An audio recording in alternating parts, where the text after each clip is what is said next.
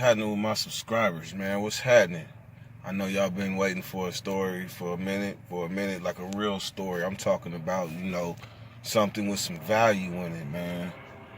But then the helicopters follow me everywhere, man, everywhere.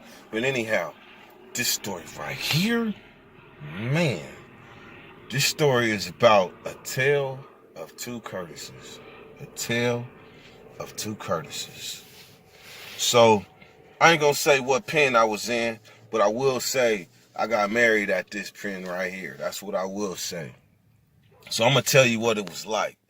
So when I come from a level 4 pen, Cashap, and I come to this pen I had heard it was wide open, but I didn't know it was wide open like that.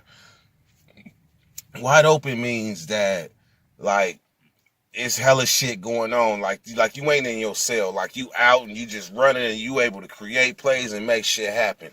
That's what a pen is wide open. I mean, like, for example, this pen, when I got there, they had yard shack ducats, meaning like you can go on the yard with like real funny money and get you some soda, some ice cream, some candies, cosmetics. You get hella shit on the yard. That and there wasn't too many prisons left in CDC that had it like that. So I ain't really knowing where I'm at, right?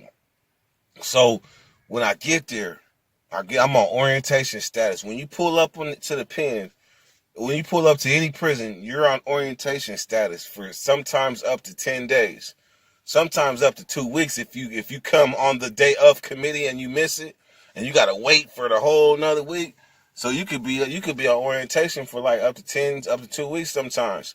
So anyhow, so I get to the pen, right? When I go on orientation, it's 3 tiers. It's 3 tiers. The orientation is the top tier. So I'm up there. I'm hearing the people down on the first tier, second tier. I'm hearing them and seeing them and shit. Because there's homies down there. Homies coming up bringing me like clippers and shit. And they bringing me shit. So I'm not knowing like it's really going on down there, right? I come out from my day room. I'm seeing like we got orientation day room. It was like probably like 7 of us. But every time I go in the day room, it smell like cigarettes. So I'm like, damn. One time I was like, man, this looked like a party didn't happen. What, stupid? Oh, wait. So finally they let a nigga off. So when I come down, I get off reception, right? Reception status. First thing happens, man, I come around the corner to the day room. It was like just heaven, prison heaven opened up to a nigga. Man, it was 5, 6, 7, 8 niggas on the phone sitting down. Up in the huddled in the corner on the phone. It was niggas blowing cigarettes, and then they had a bathroom with a window outside, so you can go in the bathroom, smoke your weed, and blow the weed outside. This shit, I had never seen no shit like this before. This shit was getting me nervous. It was like, Dirt, you need to make a phone call, can come right here. It was like, you want to smoke some cigarettes, go right there. It was like, whatever you need, just let us know. I was like, damn, man, I ain't never been nowhere like this. This shit is crazy.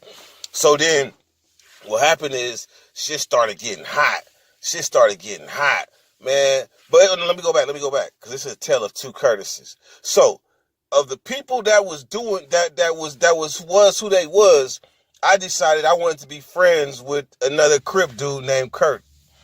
I wanted to be friends with him. We was gonna be, man. Look, this was my partner. Because it seemed like the other people wasn't trying to fuck with a nigga. I mean, not like fuck with a nigga, but like, they'll do square ass shit like you go to the bathroom and smoke with another nigga like that instead of smoking on with the niggas that got the shit, right? So I'm like, you know what? Man, fuck this shit. Y'all treat me like an old square ass nigga. All right, it's all good. So next thing you know, shit started getting like hot, man, hot. Niggas started coming up missing. Next thing you know, it's just me and Kurt, me and the other Curtis. So here's where the story really begins. So anyhow, me and Kurt was cool, man. I'm like this. If I fuck with you, I fuck with you. And I thought that's what it was. Like, I don't open myself up to everybody, but at the same time, like, I thought he was cool. So one day, man, this dude make jokes about his girl, right? He make jokes about his girl. I'm like, man, I'm not tripping off of your girl, man. I'm not tripping off your girl. I ain't even said not one word to her. He was like, man, yeah, it's all right. That's all right. Then out of nowhere one day, he was like, man, I think you've been talking to my girl. I was like, nigga, you ain't serious. You ain't serious, because we got phones and shit up in there. Everybody gone. I ain't knowing what kind of hype this Kurt on. Because I'm still staying loyal. There's a such thing as staying loyal to the wrong people. So, next thing you know, I get married. I'm so blind to this, and I'm dealing with this dude that in my face, this dude do not trust me. He really believe in this shit that I'm talking to his girl. I don't understand this, because I ain't said one word to her. So next thing you know, man, we tight. So I bust a move, right? This is where it got ugly. So I bust a move, right? I tell him, I think I can get a watch in here. He was like, you think you can get a watch up in here? I said, man, I think I can, and I'm going to do it. He was like, nah, I wouldn't trust it. I said, shit. Now I got brass ones. Watch me. And I bust the play. I come back to the cell like, check me out, though. Watch phone in the pen. He was like, I seen it. I should have known how to see, like jealousy. Right in my face, I seen it and didn't. It was right in my face, man, and I didn't see it. He was like, damn. Now you got to fuck with it, watch now, because that's what we used to say. Nigga, if you got the tightest shoes, you got to fuck with it Jordans. If you got the tightest shirt, you got to fuck with it shirt. Nigga, if you got the tightest haircut, you got to fuck with it haircut. That's what we was doing it. So when he seen the watch, he was like, nigga, you got to fuck with it, watch now. Cause fuck with it. Now I had a watch phone in a pen look like a Super Bowl watch. Come on now. I'm not bragging. I mean, whatever, man. Anyhow, so I should have identified jealousy right then and there, right? Right then and there. So next thing you know, I get married, though. Why did I pick this nigga to be my best man? And that's because I was still like biting into the image, like, nigga, we Mike and Ike. I'm still biting into that image. We Kurt. I mean, we both Libras and shit. I mean, we supposed to be tight. All while he keeping his enemy close. I ain't had no idea. And it was whispers, people telling me. So anyhow, we bust a move. He's supposed to give me my issue. What it was is none of your business. But he's supposed to give me my issue. And he was telling me, I don't have it. I don't have your Butterfinger BBs. We just gonna call them that. I don't have them. So I'm like, well, shit. But he's selling them. So people like, man, that nigga got your shit. I'm not hearing. I'm like, nah, he wouldn't do me like that. Shit, if I was wrong. So next thing you know, this nigga started sending spies to my cell, right? Because he started he really was believing I was talking to his girl. Really believing this shit. I'm coming by his cell, and he's just looking at me like, nigga. But we supposed to be tight. So I'm like, damn, I'm confused now. So, anyhow, you know who, my ex-wife used to really call and communicate. She used to hit niggas' phones and just to check up on me. Because normally I have a phone. But at this time, I didn't got banged for not one phone, but I got banged for two phones at the same time. Cause I had my Asian partner, he was wearing a watch, but I also had him holding my other phone too. So when he got banged with my watch in the day room, they went to his cell, hit his cell, and got my other phone. So it's hustling distress. So I'm like, shit, man. I'm asking him to use his phone. He's not helping me. I'm not really peeping. Then one day he tell me, yeah, man, you talked to my girl last night, huh? I'm like, bro, is you on drugs, bro? I don't even know how you doing this. I don't know what the fucking reason is. Why you keep saying I'm talking to your girl? I ain't said not one word to her. Man, look. So why my ex-wife fuck around and call Curtis? Why she call Curtis? Tell Curtis, she wanted to know, is my husband okay? Cause she used to blow up niggas' phones. I ain't gonna lie. Anybody know me know about her. She used to blow up niggas' phones to try to find out about me. Yeah, I know. So anyhow, this nigga, Instead of being respectful, like, yeah, I sent a message. This nigga said, I don't know why you calling my phone. This nigga's talking to my girl. This nigga gonna get out and get with her. They gonna have, they talking about fucking and everything. They be having phone sex and all that shit. I was like, wow. And the message came back to me from somebody else. Because, you know, dirty fuck with everybody. Dirty fuck with the others, too. So the others, it was the other that called me to his cell and was like, Dirt, you need to hear this. And it was her telling me.